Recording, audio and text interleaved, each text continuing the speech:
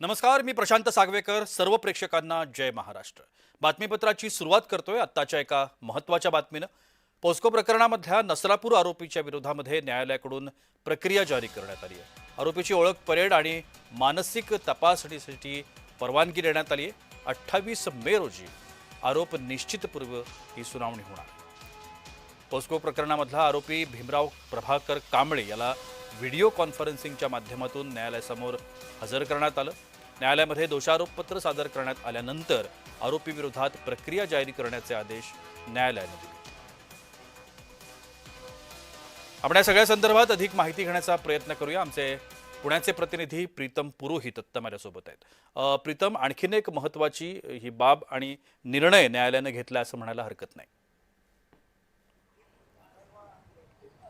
हो, बरोबर आहे प्रशांत. कारण आज नसरापूर प्रकरणातील जो खटला आहे तो जलद गतीने चालवला जातो. 1100 पानांचं दोषारोप पत्र दाखल झाल्यानंतर आज व्हिडिओ कॉन्फरन्सिंगद्वारे त्याच्यावरती हा खटला चालवण्यात आला. याच्यामध्ये पुण्याचे एसपी पोलीस अधीक्षक संदीप गिल, त्याचबरोबर डीवायएसपी माने आणि तपास अधिकारी PI पवार हे देखील सगळे उपस्थित होते. पोस्को प्रकरणातील भीमराव कांबळे याला व्हिडिओ कॉन्फरन्सिंगद्वारे आज न्यायालयामध्ये हजर करण्यात आलं. न्यायालयाने त्याच्या बाजूने विचारलं की तुम्हाला वकील हवा आहे का, तर त्यांनी सपशेलपणे नकार दिलेला आहे, पूर्णपणे नकार दिलेला आहे. त्यामुळे एक विधितज्ञाची समिती आहे त्यामार्फत आता वकील देण्यात येणार आहे आणि सरकारी वकील म्हणून अजय मिसार हे त्यांची बाजू ठामपणे मांडत आहेत.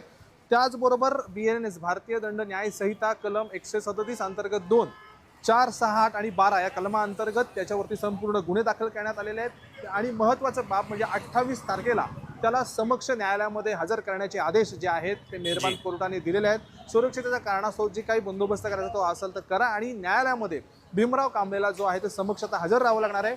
त्याचबरोबर 28 मे पूर्वी त्याची जी आहे वैद्यकीय चाचणी आणि मेडिकल टेस्ट, जो मेंटली फिट आहे का त्याची देखील चाचणी करण्यास सांगितले आणि त्याचे सर्व जे कागदपत्रे घेऊन 28 तारखेला भीमराव कांबळेला दुपारी कोर्टामध्ये हजर करण्याचे आदेश जे आहेत ते मेहरबान कोर्टाने दिलेले आहेत. नक्कीच. धन्यवाद प्रीतम, आपण दिलेल्या विस्तृत माहिती करता.